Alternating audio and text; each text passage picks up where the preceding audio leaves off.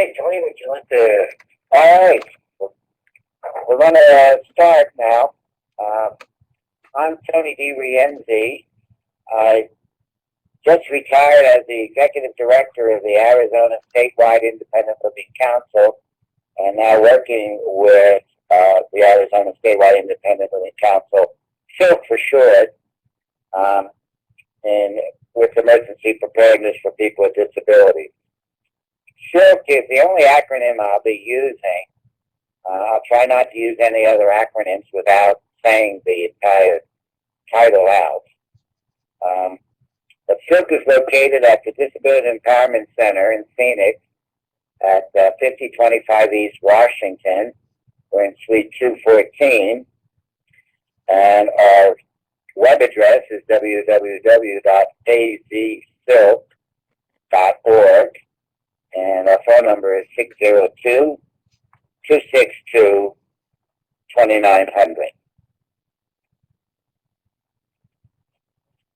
And I'm here presenting with Pete Weaver. SILC has been working with Pete Weaver for several years in a collaborative way to address issues related to access and functional needs.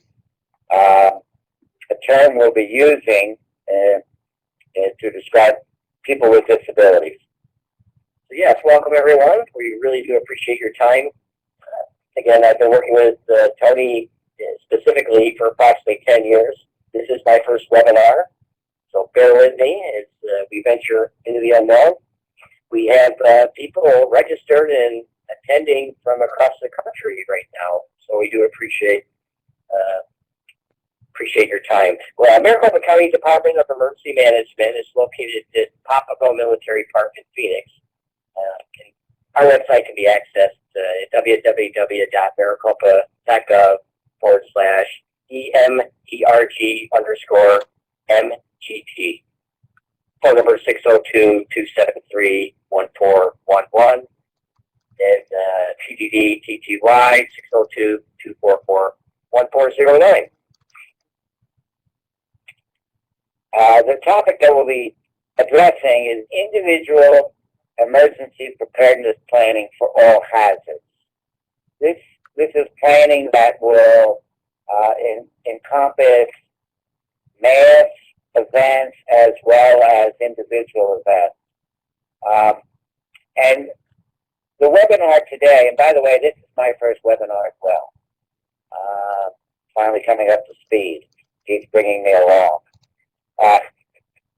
But this webinar is an abbreviated version of a workshop, a 3-hour-long workshop that SILC is conducting around the state for people in the access and functional needs community, i.e. people with disabilities. And if you'd like to find more information about where these workshops will occur, when they will be presented, call the SILC office or go to the SILC website and connect with them.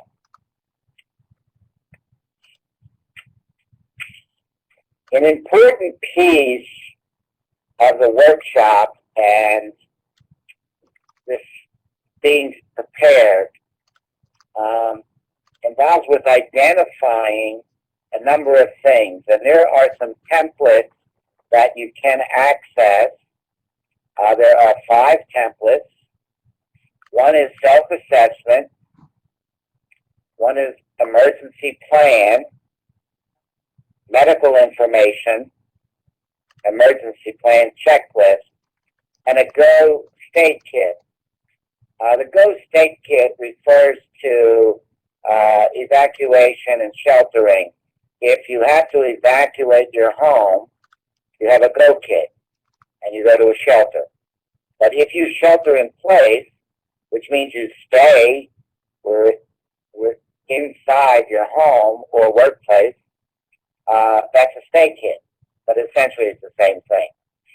These templates are critical for emergency preparedness.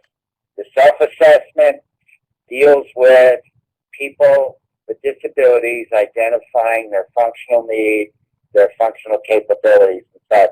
The emergencies plan has 8 sections, and we'll get more into that later.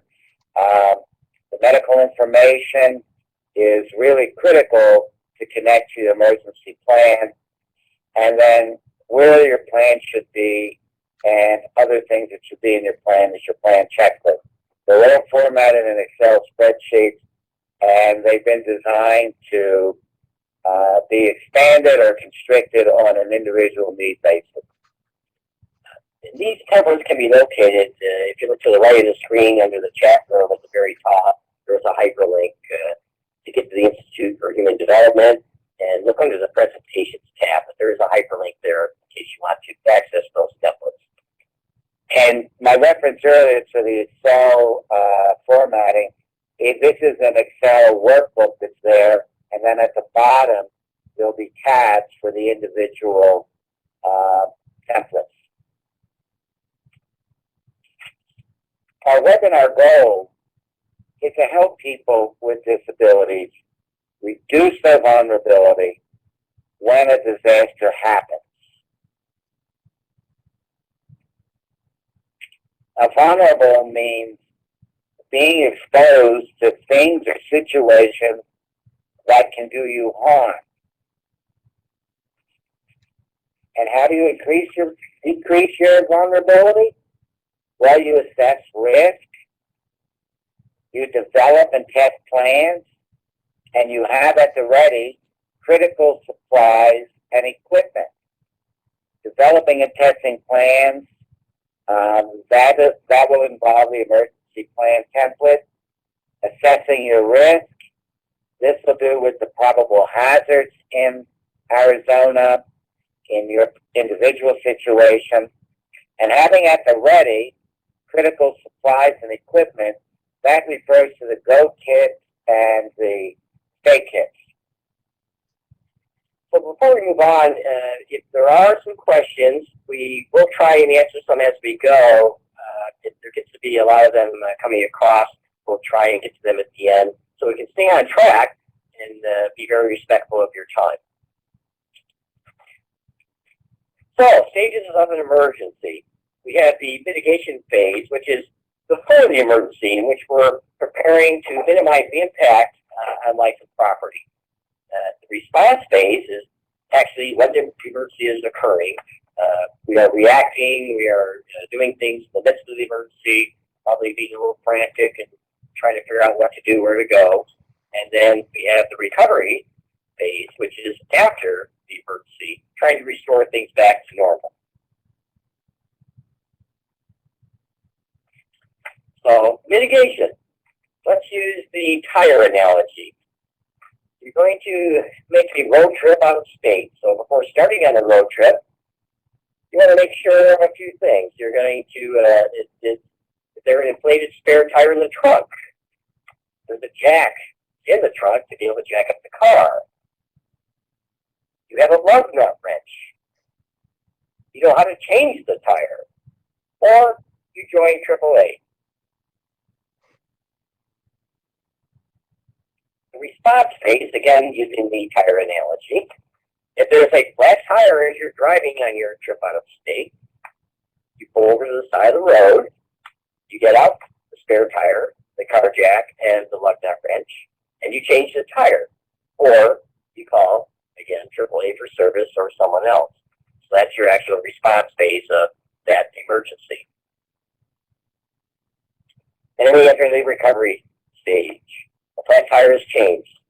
You put the flat tire, car, jack, and wrench back in the trunk, clean yourself off, or you thank the AAA service person, and you continue on your trip, and then you make sure that the spare tire is fixed, so you have it for the next time.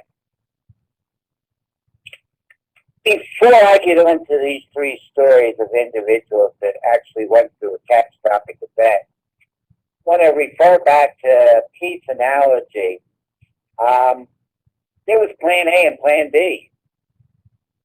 Plan B for me, because I have a lot of difficulty changing a tire, is doing the actual change. I've done it. My wife and I have worked out a routine where we can jointly change the tire, jack up the car, and do all that business. But my plan A is to call AAA. So I enroll in AAA every year and pay dues to get that service. But I must be considerate that there may be a situation where AAA can't come out or I can't reach them. If I'm out in a rural area somewhere where I don't have cell phone service, and I've been there, I can't get a hold of AAA. So I have to have some contingency plan. And that's why we're including both of those. And we'll be referencing that as we go along. Have contingency plans, because all plans right off the get-go may not work at first. And today's webinar is a perfect example. We started out with a primary location where we're going to conduct this webinar, and we thought we better have a plan B and C. And as it turned out, we are now actually on plan C of where and how we're doing this webinar. And I don't think either of us drew any sweat over it because we had pre-planned some contingencies. All right, 3 stories about individuals who actually experienced catastrophic events. And these stories, I got them from June Isaacson Kale's website. June Isaacson Kale is a person with a disability who is recognized nationally as having expertise in emergency preparedness and access and functional needs. Her website is www.jik.com. And I encourage anyone online today to check out her website. She has a lot of great information. And the first story is about John Abruzzo. John is an accountant with the New York, New Jersey Port Authority. He is a person who has quadriplegia and uses a power wheelchair. He worked on the 69th floor of One World Trade Center. John Abruzzo, prior to 1993 attack, if you recall, the World Trade Towers were attacked twice. The first time was in 1993, where there was an explosion in the subterranean parking structure. That was the first terrorist attack. Well, at that time, John did not have a plan. He did not participate in drills and exercises, and he had no functional needs support. And I'll tell you more about John's functional needs support in a bit. And it took him 6.5 hours to be evacuated from the building. After 1993, John developed an emergency plan. He participated in drills, and his functional need was an evacuation chair. And he got an evacuation chair. That is a device that people who are wheelchair users can transfer into, and it's used for descending stairs. But John couldn't do the device himself, so he developed multiple buddy systems to assist him to descend the stairs.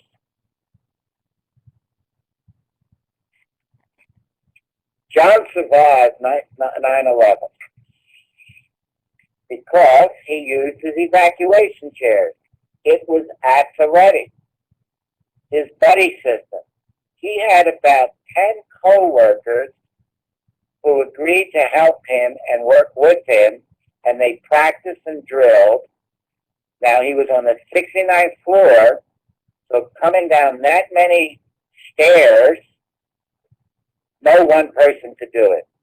So his buddies, they alternated his buddies alternated. It took him about an hour and a half to evacuate the building. And just as he got out of the building and was on the street, moving away from the structures, it collapsed. That's a photograph of John, and that's an early evacuation chair. The chairs, there are many versions of the evacuation chairs. That was one of the early models, and that was the actual one that John used to evacuate the building. Another story is Ed B.A. He was a Blue Cross Blue Shield program analysis, again a person with quadriplegia, a power wheelchair user, and he worked on the 27th floor of One World Trade Center on 9/11 when the event occurred. Ed did not have a plan. He was not prepared. No evacuation chair and no support buddy system. He waited in the building in an area of refuge, talking on the cell phone when the building collapsed. He was on the 27th floor of the building when it collapsed. He did not survive. The third story is Michael Hinson.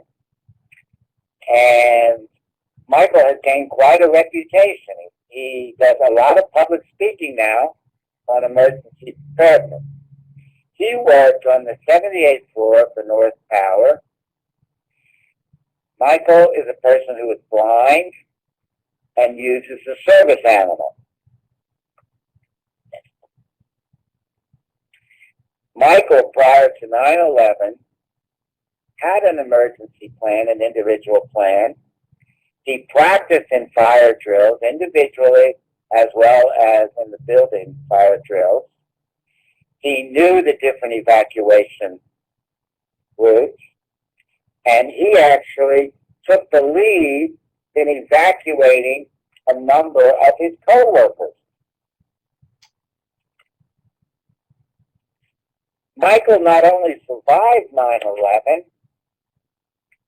he turned out to be a hero, because in all the confusion and the conditions of the stairwell, he and his service animal, his dog, led his co-workers out of the building to safety.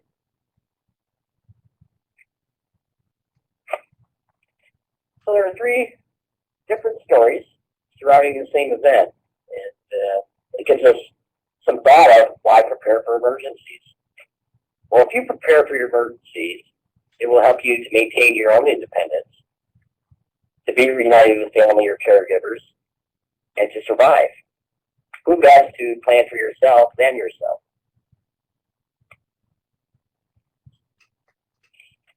How do you prepare for emergencies?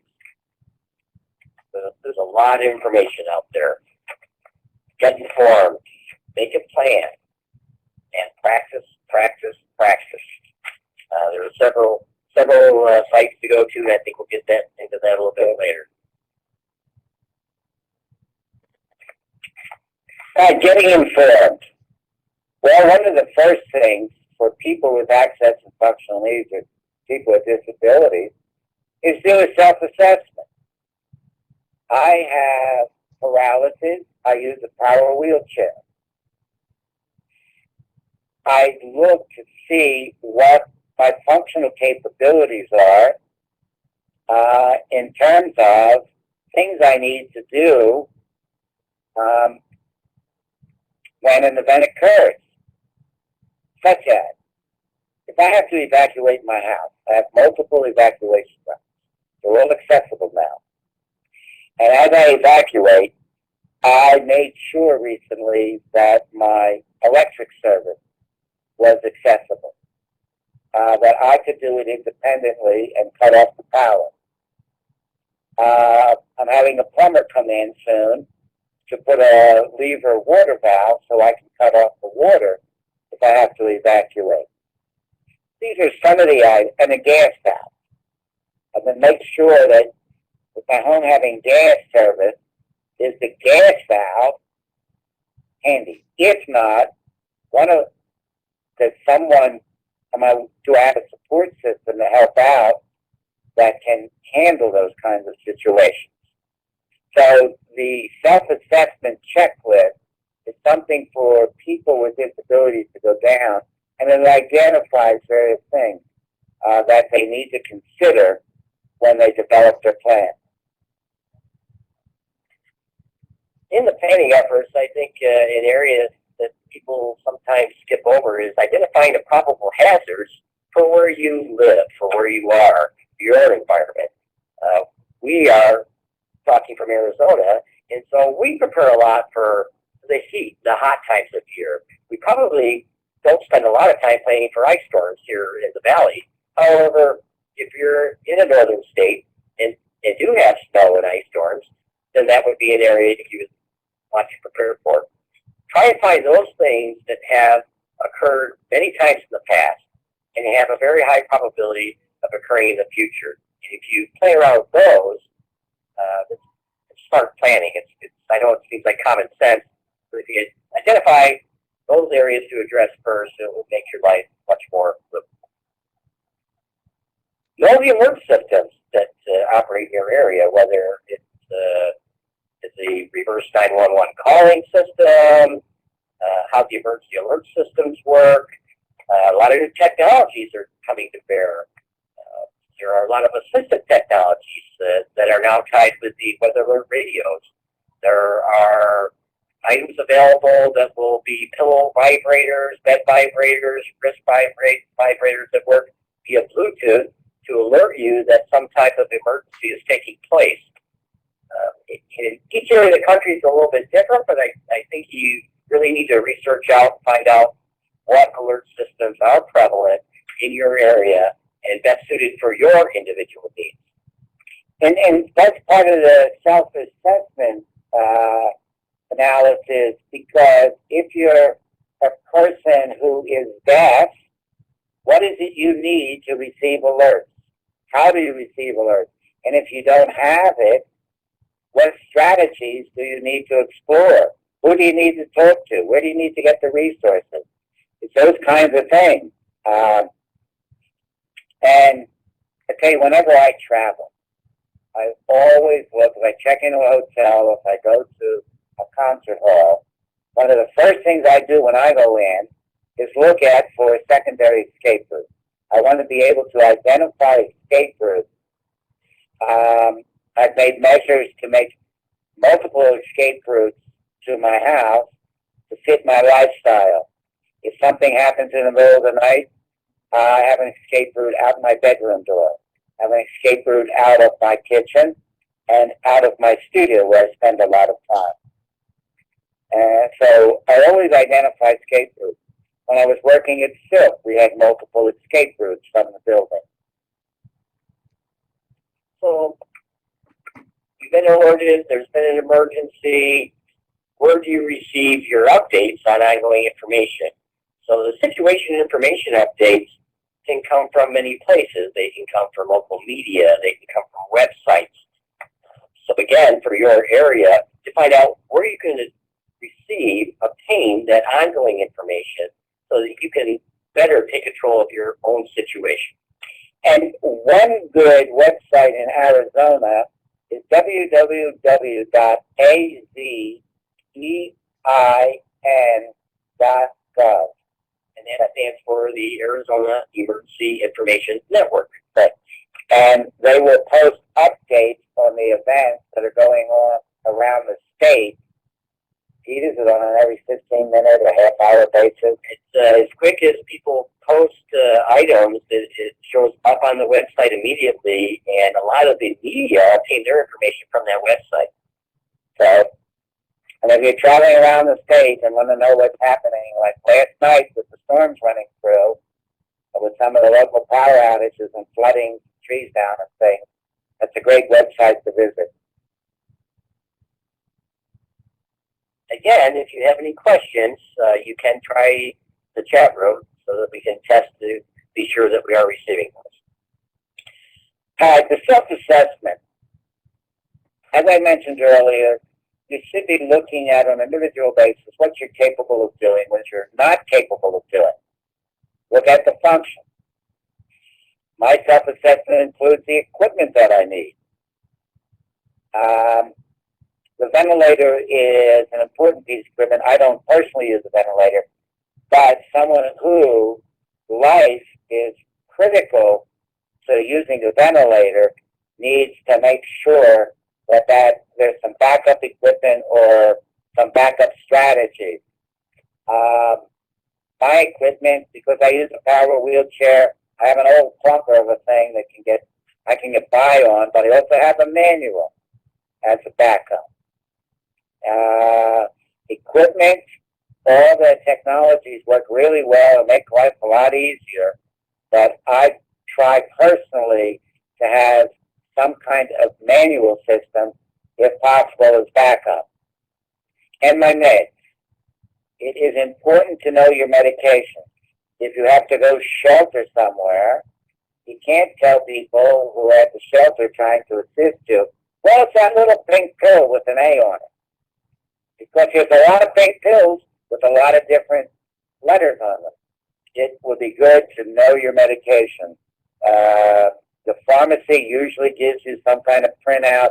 You can get things electronically. You can just cut and paste the names, the dosage, and the frequency at which you need to take them. And if you're using personal assistance services, that should be part of your self-assessment. What are you going to do if your primary PAS can't get to you? Do you have secondary? Those kinds of things. We've been working with the response community in the event that people need to be evacuated or displaced for one reason or another, to try and allow time for people to gather some of these items that Tony just discussed to be able to take with them. Individuals can help by coming up with a plan to have those ready and available to go out the door, especially when it comes to medications. It could take some time for someone to assist getting replacement medications, where if you would have had the bottle handy as you went out the door to take with you, that would be fantastic. And again, like the ventilator or CPAP or something like that, if it was close by and responders could help take that with you, would make your life much easier at your next destination. Yeah. So one of the things in my go kit, because I use a power wheelchair, and that's my means of independence, I have a recharger. I have a charger for my power wheelchair that's in my go kit. I'm on my 4th generation of power wheelchairs. I've been using them for quite a while, so I have a secondary charger in my go kit from one of my previous wheelchairs. And as soon as I got my new wheelchair, I tested it for both chargers, and it works. That's kind of the equipment. All right. The template for the emergency plan that we drew up that's available online has 8 sections. The first section is identifying alert systems and detections. You know, I was talking about yesterday, as a matter of fact, when I was doing another workshop on emergency preparedness, I was talking about accessible alert system, fire alarm. Is your fire alarm in your home, is the fire alarm in places you go accessible? And my thinking was multiple modalities here. Audio, visual, that kind of thing. Well, a couple of the participants in the workshop said, well, wait a minute. By accessible, I can't change the batteries in my smoke alarm because it's up on the ceiling. We have to figure out a way to make the alarms accessible in that I, as a wheelchair user, can maintain them. And so now we have a spin-off on looking at making some smoke alarms accessible. Anyway, back to 8 sections to an emergency plan. Escape routes. Identify, write down the escape routes in there. There's a section on the go kits, stay kit. and a communication network. Who are you going to communicate with during the time of an emergency? How are you going to communicate with them? And again, multiple modalities here. What if all the cell towers are down? They have landlines. They have other means. So you look at that. Reference to medical information. This is really critical. Most people with access and functional needs may have multiple medical issues. You have to list those.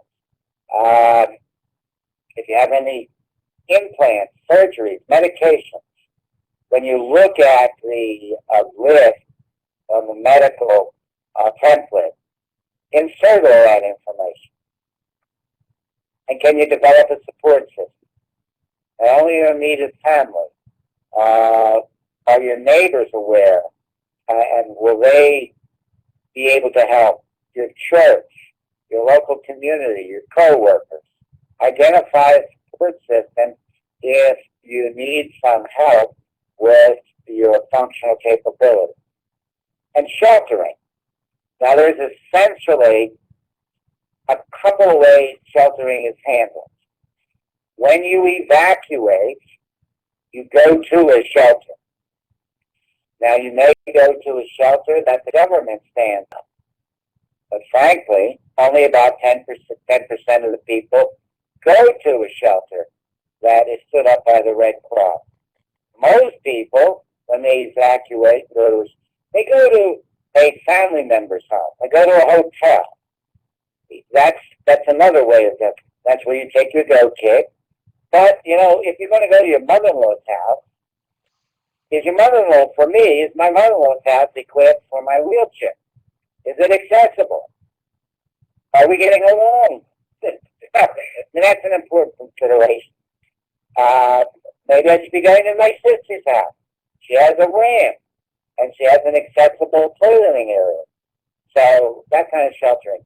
And then there's shelter in place. This is where it is not safe for you to leave your house, your workplace. You stay where you are until the event's over. And that's where you have a stay kit. And then reunification. And how are you going to get reconnected to your family members? How are you going to get reconnected to your caregivers? How are they going to get information about you to get reconnected? These considerations are listed in the template for the emergency plan. Yeah, I think it's essential for everyone to identify someone out of state that they can communicate with as a central point, so that others know that that's the same person that they want to find out information on your whereabouts. Reunification is a very difficult process when local communication systems are down. In a sheltering situation, we try to provide some type of communications, and it may just be access to, out of the area in which technology is working. Right. And one of the pieces of technology that has been implemented is a website that the Red Cross will stand up, and you can access. It's Well and Safe, Safe and Well, Safe and Well, Safe and Well. You can go to that website and just put your phone number down, and family members outside of the state can check in on that website, and it'll indicate to them that you're safe and well. Or you can put secondary numbers in there if you've gone to another family member's house or some other place. But that's a good place to go, safe and well. I know we touched on this earlier, probable Arizona hazards that start out to be somewhat Arizona-centric. We have extreme heat. It's over history, over time. It's hot every year this time of year, and it will continue to be hot every year. There's not much we can do to mitigate the heat portion, so we have to take that into consideration in our environmental scan, our assessment, and in our planning. If we have a power outage during times of extreme heat, that really adds to the situation. People are very heat sensitive. A lot of their assistive technologies and access And functional requirements require electrical power, so the power outage can mean serious issues for everyone. Okay, wildfires. A lot of folks think, well, they're out in the middle of nowhere, they don't really affect us. However, the smoke of those wildfires can ultimately short out the power wires coming into the valley from the generation plants. Sometimes utilities will actually have to shut those power lines down manually to prevent the smoke from shorting them out, causing further damage. So our wildfires usually occur during the hot time of year, extreme heat, which adds to the power outage. Floods and mudslides. Arizona is the desert. Supposedly, we don't get much rain here. However, when it does rain, it doesn't saturate into the ground. It runs pretty rampant, as we've experienced in the last 24 hours. We've had a lot of water. And mudslides, actually up on South Mountain, some people were trapped. The roadway was blocked by a mud and rock slide. They spent the evening up there. And then we also have hazardous materials, no matter where you live in the country. If they're not stationary facilities, then they're on the roads transporting to and from. It's the life we live, no matter where you live, there are hazardous materials. Again, on your environmental scan, you can find out, per the Community Right to Know Act, what hazardous material facilities are in your surrounding area. Usually you should do that before you buy a house, rather than after. But just to be aware of what situations might occur, it helps you in your planning. And I just want to throw in this collaboration that SILC has had with emergency services was demonstrated as being very fruitful recently because there was a hazardous material incident in the city of Phoenix in a retirement community, and many of the residents there had access and functional needs, a lot of mobility issues, but one of the tenants had a bottle of a very toxic insecticide or pesticide, yes, that broke, and the vapors quickly went through the building. They had a very successful evacuation of the building, and they successfully sheltered in an appropriate fashion all the people.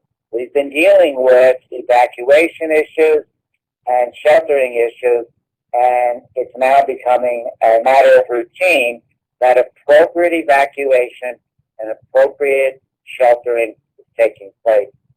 Yeah, that was a perfect example of things gone right through planning and practice. The City of Phoenix and Red Cross really came through with shining stars. The responders, gave extra time so that the people being displaced could gather their items they needed.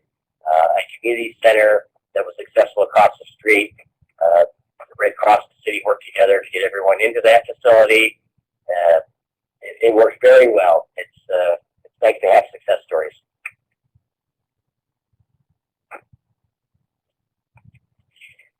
Alert systems. I might need some help from Tony. Again, we talked about fire alarms a little bit. There are buildings in their audio and visual. Again, there are, for home fire alarms, there's a lot of positive progression in assistive technologies. Tony alluded to changing the battery. I noticed the recent fire alarms coming out have a 10-year life battery, which is good. It prevents those the false alarms. The battery gets low, which can shake up everyone, especially at 2 in the morning. Alert systems include television and radio. The scrolls that go across the bottom of the screen, the tone alerts that you hear, radio.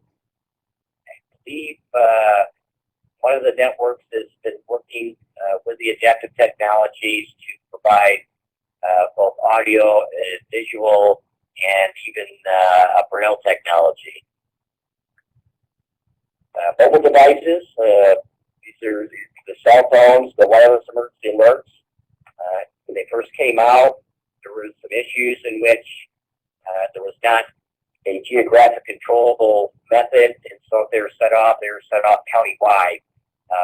particularly the Weather Service had set them up a few times for flash flooding, and people would go outside and look at the sky and see the Milky Way, and there wasn't really clouds in that area. A lot of those items have been fixed, and so we are encouraging people to turn that feature back on, as those warnings will be more specific geographic to where you live, and that can ultimately save your life. So we are encouraging people to turn the emergency alert back on their cell phones.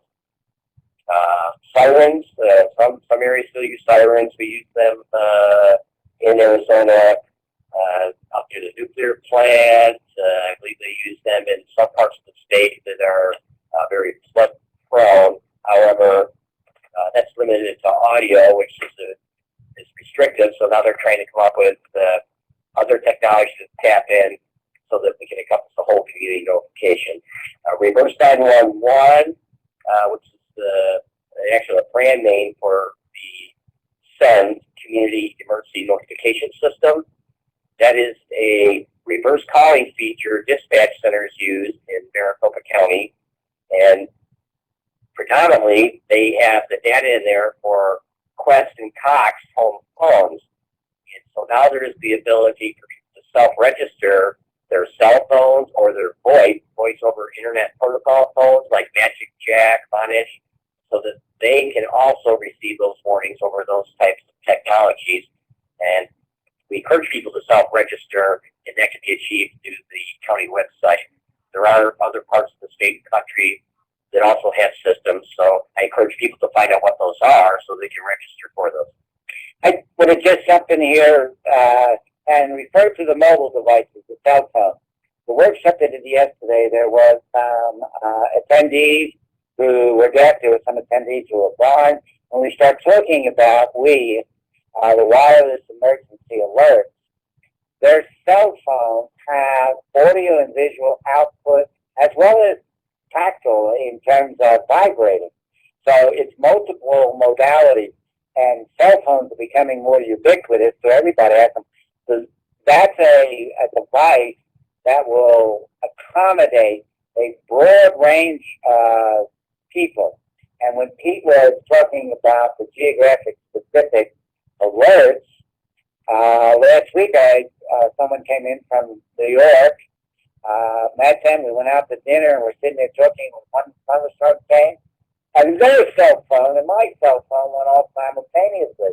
So it isn't number specific, it's just geographic specific For the smartphones. for the smartphones. Thanks for clearing that up. And so I guess since we were talking a little bit about technology, we've been starting to experiment with some of the applications available on both the Android and the iPhone involving multiple language and text. And we're going to be experimenting with those at our reception care center and sheltering. It's pretty amazing.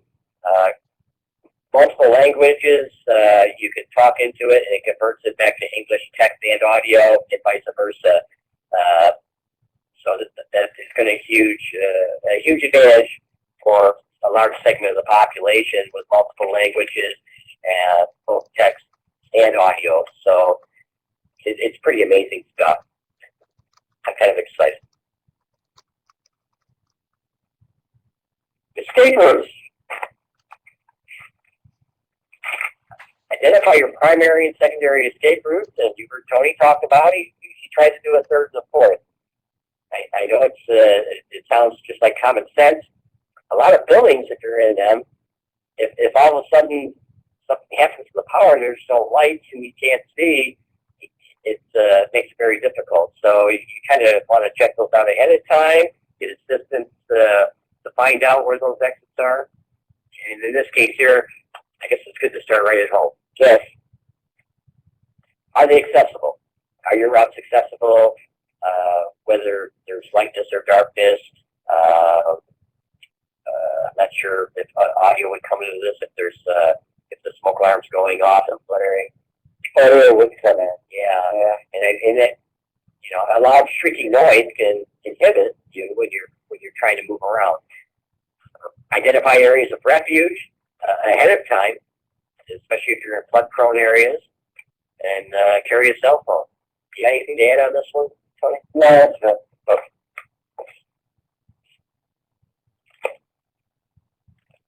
Situation information updates. Again, we touched on these before. The Arizona Emergency Information Network, www.azein.gov. We actually use that feature if we have situations in the middle of the night.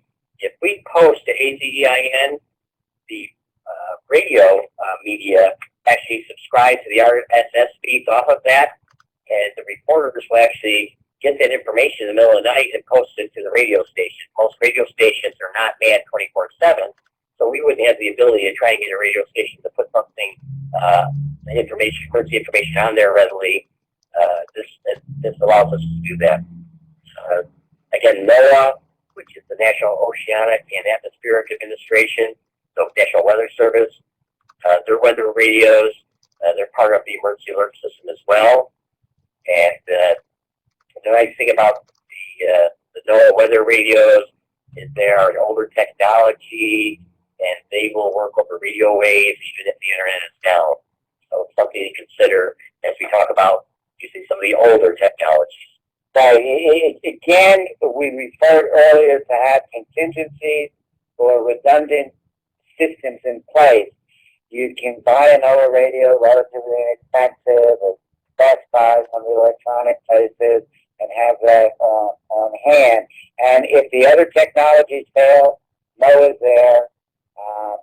And the weather radios they've gotten into the adaptive technologies. I mean, for less, I know it seems a lot, but for less than $200, you can get what I've talked about before. The pillow wrist vibrators and other technologies are out there right now. Yes.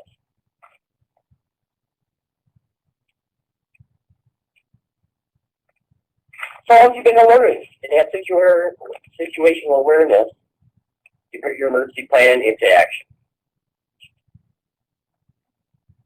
And where should you have emergency plans? Look at the places you spend the most time. You should have an emergency plan for your house. You should develop an emergency adapted to your workplace or wherever you spend most of the day. If it's a school. And who should know about your emergency plan?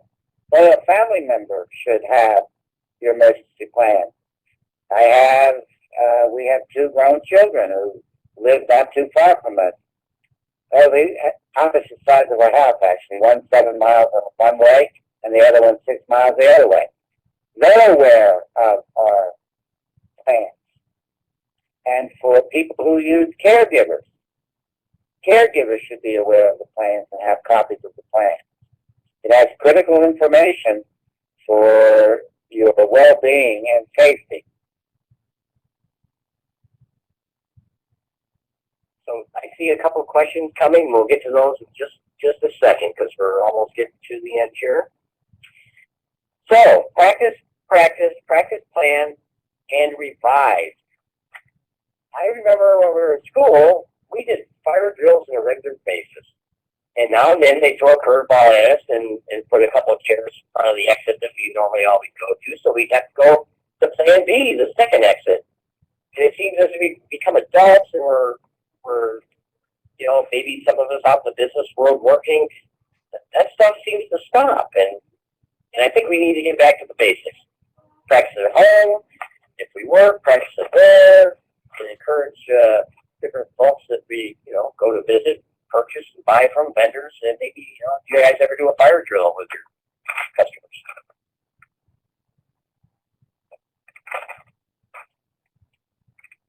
So go or stay, kids. Should I stay or should I go now? You should have enough supplies for 72 hours. And where that number comes from, it's generally, if we have to bring in out-of-state help in a big disaster, it usually takes about 72 hours to get those folks here. So if most people can take care of themselves for that amount of time, it enables extra help to come in to get ready for that. Where should you have these kids, Tony? Well, in the house, if you have to shelter in place, you should have enough food, and the kind of food that doesn't depend on power, such as canned or dehydrated, kinds of things. Rule of thumb is 1 gallon of water per day per person. So a couple of cases of bottled water. And if you have bottled water, it's important to rotate them occasionally because they don't last ad infinitum. But if you have a go kit, you can't carry 3 gallons of water in your go kit out. Once you get to another location for sheltering, a bottle or two will be good. In my go kit, I actually have 5 days of meds. I've been able to. I know this is difficult for most people with the medical carriers. You can't get advanced meds, but over the past few years, I've been able to squirrel away, so to speak, a pill or two, so that I have a dispenser in my go kit. And my power charger, my backup power charger in my go kit. I have an extra reacher in a go kit. And that go kit, I have a modest go kit in my car. I carry a portable ramp as part of my go kit. But I carry a portable ramp too for my socializing, because when I go to someone's house with a 4-inch step, I can drop my portable ramp to get in and out because my wheelchair doesn't pop wheelies. And in the workplace, you have a go kit for the workplace or school, wherever you're spending a good deal of time.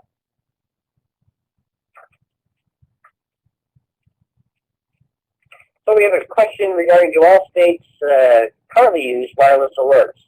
And I see in the chat room where the Institute was so kind to put up the SEC website link. Yeah, the Federal Communications Commission is requiring the new iPods and the wireless technology to be implemented throughout the country. So you can find more information at our website. If that doesn't help you, please contact me direct, and I'll take you more information. Recovery. So recovery. Hopefully, your home is okay to go back into. If not, it may involve alternative housing or temporary housing. You have to take that into consideration. Along with how are you going to reconnect to service providers, because they can be disjointed along with the disaster as well. And there's a lot of activity going on now about people with access and functional needs who use personal assistance services. That if you need to evacuate and shelter out of your geographic area, well, the carrier who's paying for your care attendance pay for that service. And yes, with some of the new legislation, they will. A lot of information about caregiving can be found at pascenter.org. It's the Personal Assistance Services Center in California, and you can click on various state information. It's a national database on personal assistance services. But your medical providers, you need to reconnect with them. An important piece of the Go Kit, by the way, I forgot to mention, are photocopies of your insurance form, photocopies of your credit, photocopies of the title to your properties and things. Have copies in a plastic bag in there, particularly with the medical insurance and other things. Very good point. Well, this presentation and the templates in particular, I looked at principally June Isaacson Kale's American Red Cross information, the Federal Emergency Management Administration, FEMA, That's for Special Kids, and the National Council on Disabilities. And if you Google any one of those, you'll get to a plethora of information.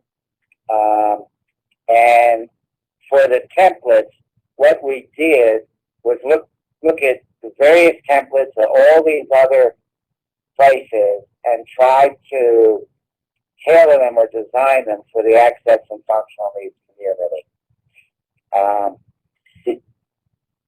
So Tony and I are getting on in the years, and we both throw over to music. You know, I kind of have an knack for the Beatles and a little Led Zeppelin.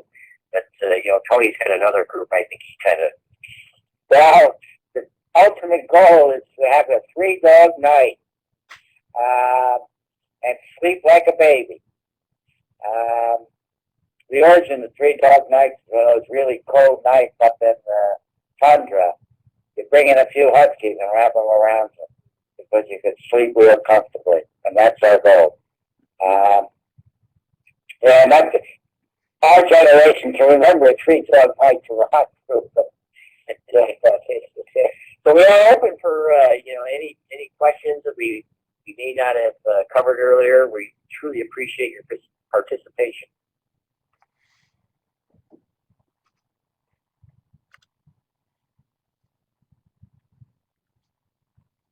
Any questions? Anything that we didn't hit on that we probably should have? We're kind of thinking about taking this on the road show to. It's going to be around the state of Arizona.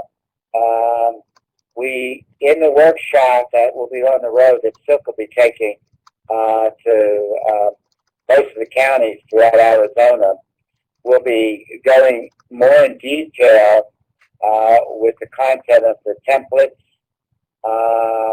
you know, the emergency plan. We'll go more in detail about exploring strategies that are specific to access and functional needs populations, and then strategies that are specific to the different cultures in the disability community. I mean, there's 5 major categories of access and functional needs: physical, sensory, cognitive, mental, and multiple. And then subcategories like under sensory, deaf, hard of hearing, blind, and low vision. Very different needs, very different cultures. So we go more in detail about specific issues in the workshop. Again, call the SILC or contact the SILC office to get more information about where and when these workshops will occur. Or if your organization would like to host one, give us a call. And we did just take up an hour of your time, which is very valuable. If you wouldn't mind, there is a survey monkey. If you could please fill that out to help us get better. Again, this is our first webinar. You know, hopefully we weren't too monotone. Hopefully we taught you maybe a little something that you didn't know before.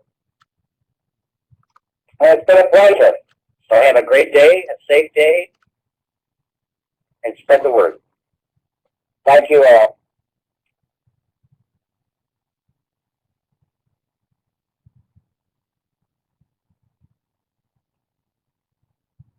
Got a lot of thank yous. Becca Bailey. Oh, that's very nice. Thank you. You're too kind.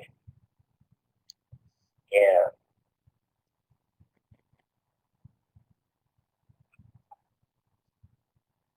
Thank you all.